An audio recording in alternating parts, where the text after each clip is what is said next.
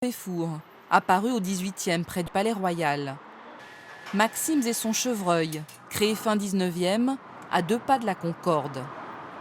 Et encore Le Doyen, La Serre, Taïwan, le Fouquet's, des restaurants aux allures de musée qui attirent les Français et beaucoup d'étrangers. Que viennent-ils chercher? L'atmosphère, le service.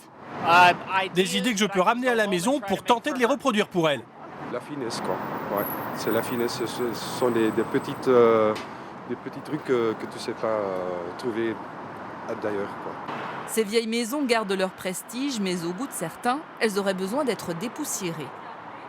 Il y a 3 ans, je suis allée chez Maxims, mais ça ne m'a pas beaucoup plu. Pourquoi? C'est passé de mode. J'aime les choses plus modernes. Aujourd'hui, la concurrence vient principalement des palaces. Ils embauchent de grands chefs étoilés et attirent la clientèle des gourmets. Ils ne viennent pas là pour manger les rideaux, pour manger les tableaux au mur ou pour manger le cuir des fauteuils. Ils veulent qu'il y ait tout. Le niveau a progressé. Ceux qui sont restés immobiles, eh bien, fatalement, ils ont régressé. Nous avons ce midi 55 ouverts et ce soir 65 ouverts. Face aux critiques, la Tour d'Argent, le plus vieux restaurant de Paris, a décidé de réagir. Qu'on fasse attention sur les aliments des couteaux, serviettes. Ici, la décoration garde le cachet de l'ancien, mais elle a été discrètement modernisée. Par exemple, éclairci les boiseries, choisit des nappes plus contemporaines. On a changé énormément de choses depuis quelques années sur le visuel restaurant. Pas un de nos habitués nous a dit « Tiens, vous avez changé ça ». Mais c'est justement ça qui est magique. C'est de redonner un côté épuré à cette salle sans que nos convives s'en aperçoivent. En coulisses aussi, tout a changé. 3 mois de travaux ont permis de rénover entièrement la cuisine. Il y aura une Saint-Jacques truffe, un chou-fleur caviar. Le chef meilleur ouvrier de France propose une carte plus réactive que par le passé, axée sur les produits de saison. On change toutes les 6-8 semaines le menu déjeuner et la carte. Voilà. Pourquoi vous faites ça? Selon les produits. On est en plein dans la saison de la truffe, donc c'est la truffe qui dirige.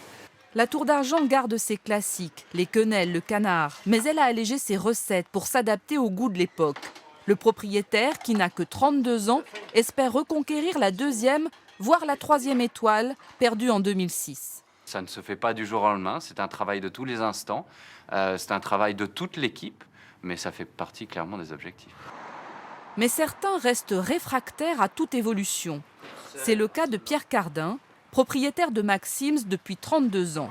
Ce grand couturier avoue sans complexe n'avoir jamais cherché à récupérer les étoiles perdues. Je vais avoir le plus grand chef du monde si je voulais. Mais vous ne voulez pas. Je ne veux pas. Je ne veux pas qu'on vienne pour manger, je veux que je vienne pour Maxime. Pierre Cardin a su entretenir ce lieu classé monument historique. Mais il a réduit drastiquement le nombre de personnes en cuisine.